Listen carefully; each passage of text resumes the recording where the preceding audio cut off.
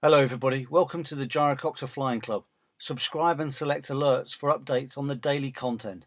This is part 25 of the history of the gyroplane, an Expedition Global Eagle. Expedition Global Eagle was the first attempt at circumnavigation of the world using a gyroplane. The flight was attempted in 2004 by Warrant Officer Barry Jones, who at the time was a British Army Air Corps helicopter pilot.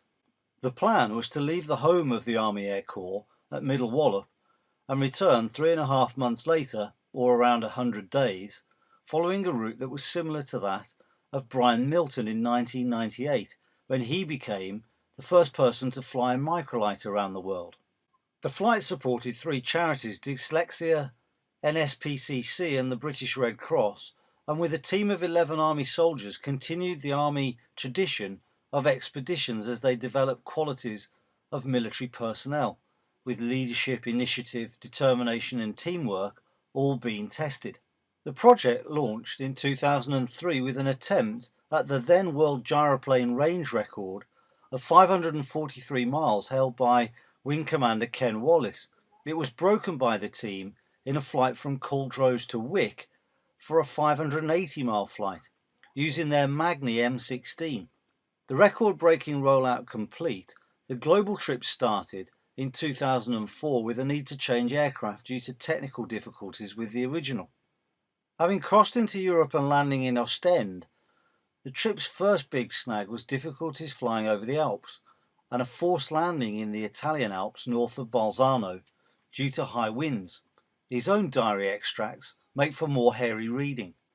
Winds in the mountains became much more challenging than expected, and having battled gusts of up to 50 miles an hour, he found refuge at a sports field near Bolzano.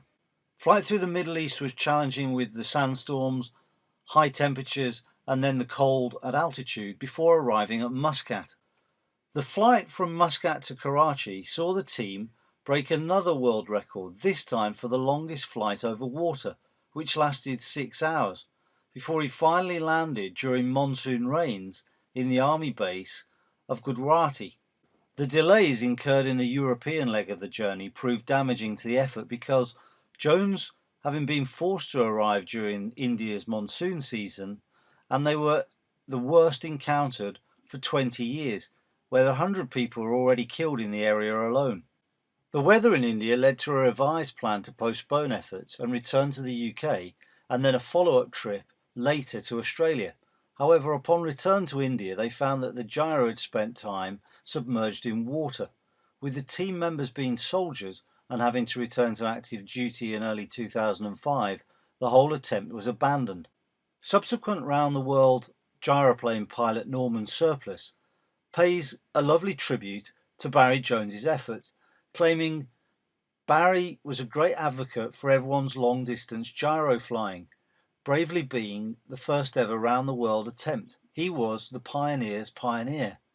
He deserves a lot more historical appreciation than he's received, and I think to be the first to actually get out there and attempt something bold and brave is quite a level of courage, above those who simply follow on from where he left off.